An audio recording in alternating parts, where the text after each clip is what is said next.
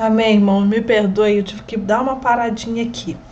Mas vamos lá, irmãos, olha bem o vício dos sinais. O vício dos sinais limita a nossa visão. O vício dos sinais nos faz acreditar que Deus só é Senhor se tudo vai bem. Vamos lembrar do povo de Israel lá no deserto. Deus tinha aberto o mar, eles dançaram, eles saltaram, eles cantaram, eles pularam, eles glorificaram. Bastou andar um pouco e a água acabar para eles murmurarem. Bastou eles encontrarem a água amarga para tudo estar ruim. Para amaldiçoarem o lugar. Para declararem que aquilo ali era lugar de morte. Para sentirem falta do que tinha lá atrás. Deus fazia sinais com frequência. E o povo de Israel murmurava também com frequência. Porque estava preso e seguia Jesus pelos sinais, a mentalidade de escravo não tinha saído deles. Entenda que a Bíblia, ela fala muito sobre mudança de mente. Lembra que os discípulos receberam Jesus de boa mente e o barco então chegou no seu destino. Romanos 12:2 diz assim: não vos conformeis com este mundo, mas transformai-vos pela renovação do vosso entendimento, para que experimenteis, olha bem, olha o segredo, para que experimenteis qual seja a boa, agradável e perfeita vontade de Deus. Como que eu experimento a boa, perfeita e agradável vontade de Deus? Quando o meu entendimento é transformado. E quando o meu entendimento é transformado, quando eu recebo a verdade. Quem é a verdade, irmãos? Olha que a Bíblia está toda interligada. A verdade é Jesus Cristo. Quando eu recebo Jesus na minha vida, quando eu creio, olha o que Jesus falou. Como, Senhor? Como nós vamos trabalhar pelas coisas de Deus? Olha, basta crer em mim. Basta acreditar naquele que Deus enviou.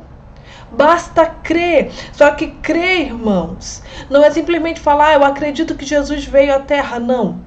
Crer é deixar Ele governar a sua vida. Crer é deixar Ele governar a sua mente. É deixar Ele governar a sua boca. É deixar Ele governar a sua atitude.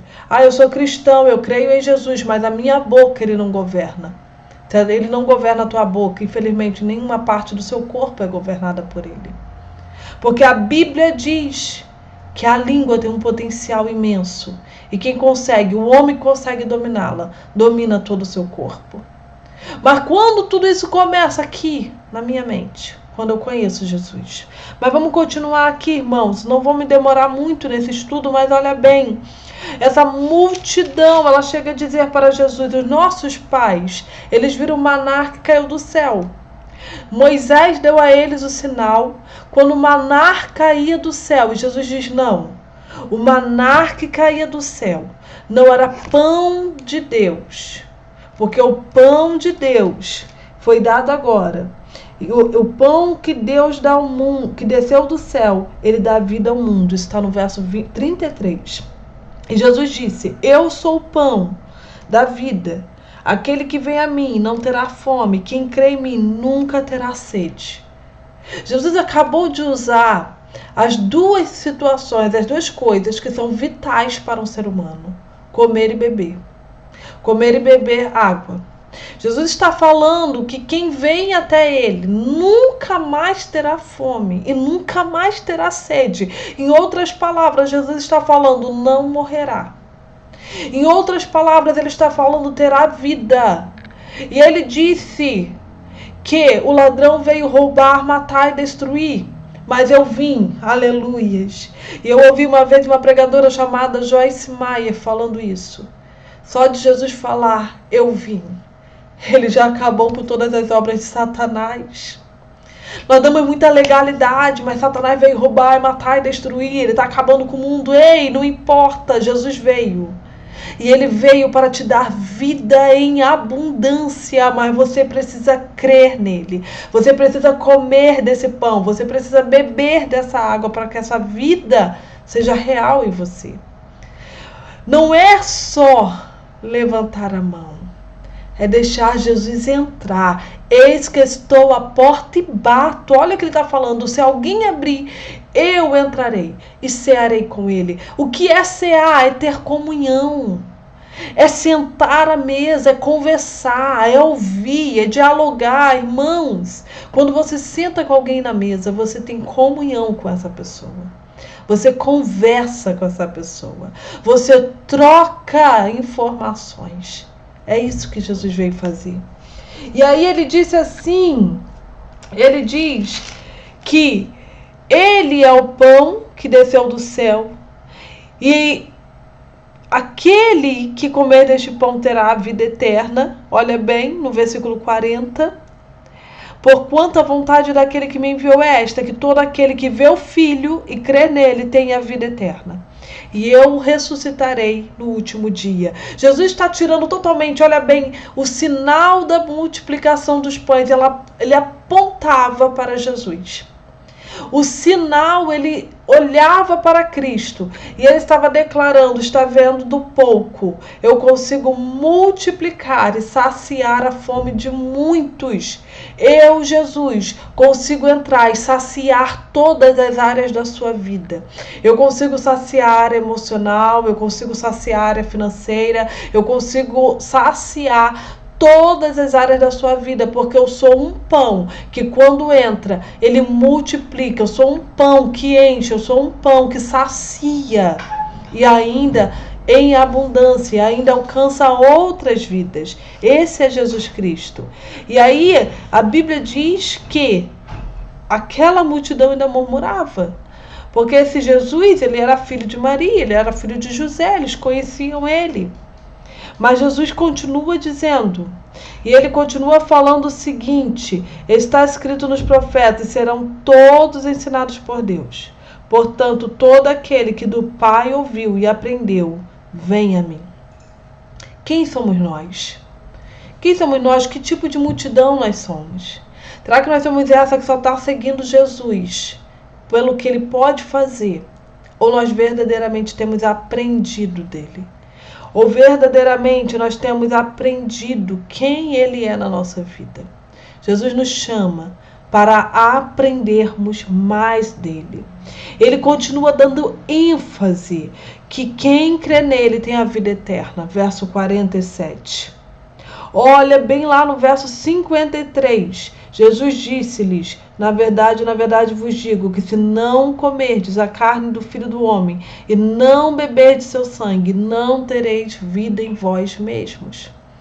Entenda que não vem de nós isso. Quando ele falou de comer e beber, comer da carne, os pagãos tinham costume de quando ofereciam algo aos seus deuses, eles comiam parte da carne que era oferecida, declarando que aquela divindade estava dentro deles. Os judeus entendiam, por sua vez, que o sangue era vida e pertencia a Deus. O que Jesus está falando? Eu preciso estar dentro de vocês. Eu preciso habitar dentro de vocês. Eu não posso ser conhecida apenas teoricamente. Eu preciso habitar dentro da vida de vocês e governar a vida de vocês, para que vocês então tenham a vida eterna. Sabe qual é o problema nosso, às vezes, cristão?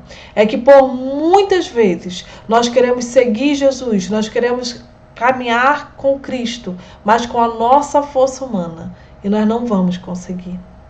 É por isso que ele falou que ele iria para o Pai, mas ele enviaria o seu Espírito Santo para nos ensinar tudo o que deveríamos fazer, para nos ensinar e para habitar dentro de nós. Jesus veio restaurar o que havia se perdido. O que se perdeu, que foi o ponto que levou o homem à maior queda, foi a comunhão com Deus. Mas Jesus agora quer habitar dentro de você.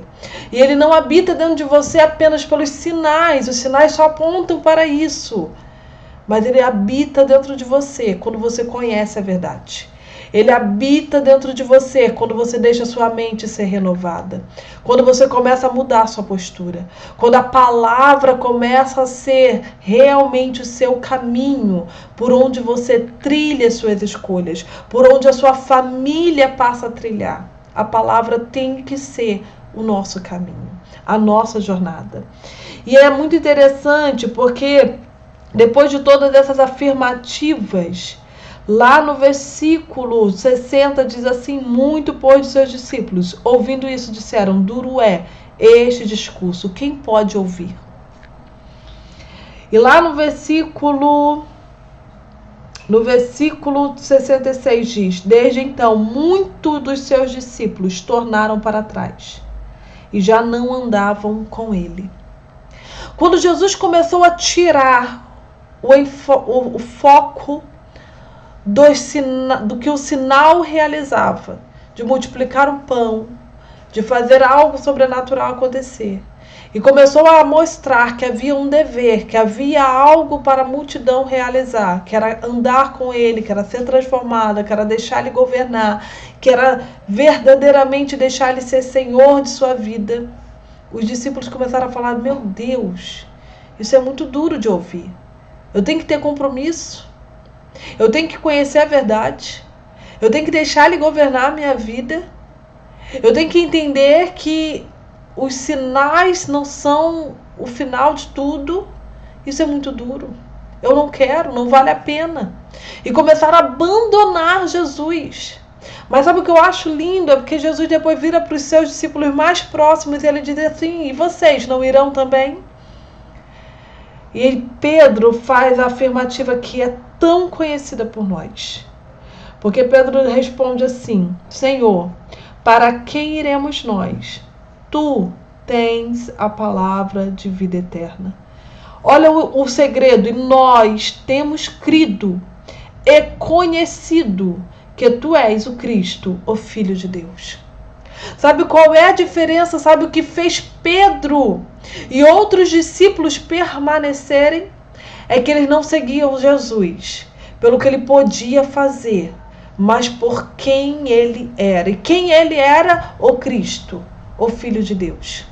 Quem era Jesus? Ele era aquele que tinha a palavra de vida eterna, que jorrava de dentro para fora. Quando os discípulos andavam com Jesus, eles sentiam algo ardendo dentro deles. Lembra dos 2 discípulos de Emaús, que estavam angustiados depois da morte de Cristo e saindo de Jerusalém, indo para Emaús, o mesmo Jesus caminha com eles. E eles não conseguem ver Jesus. Mas quando Jesus reparte o pão, quando Jesus vai para o momento de comunhão com eles, eles começam a falar assim: você não sentiu seu coração arder? Porque o meu ardia, o meu coração queimava enquanto ele falava. Aleluias. Isso me faz lembrar de Jeremias, que falou: Senhor, eu tenho até vontade de parar, eu tenho até vontade de desistir, mas há uma chama que arde dentro do meu coração que não me deixa parar. Quando nós temos a presença de Deus verdadeiramente dentro de nós, quando nós compreendemos que nós não somos dignos, quando nós ficamos igual Jó, que depois de Deus falar assim: Jó, onde estavas tu? Quando eu formei o céu, quando eu botei as estrelas, quando eu coloquei o sol, onde você estava?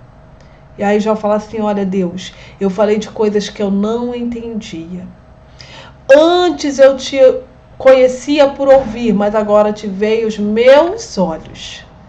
Irmãos, o meu desejo é que tanto eu quanto você possamos seguir nosso Deus, não pelo que Ele faz, mas por quem Ele é.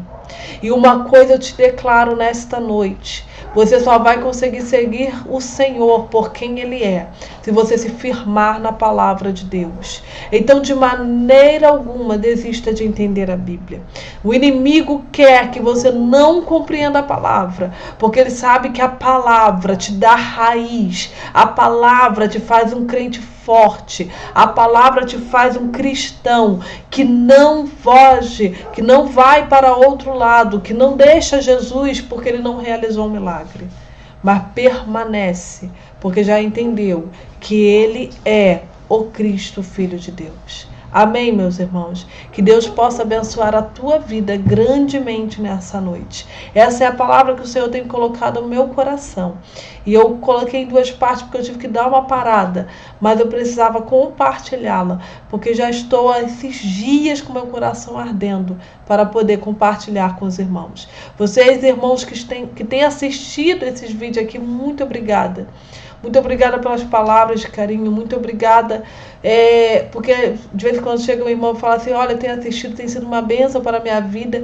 Esse é o propósito, que a tua vida seja alcançada, que a tua vida, que a tua casa seja inundada com a presença de Cristo. Amém? Porque essa presença, ela faz queimar uma chama no teu coração. E essa chama te impulsionará a continuar com Deus. Amém? Que Deus te abençoe em nome de Jesus.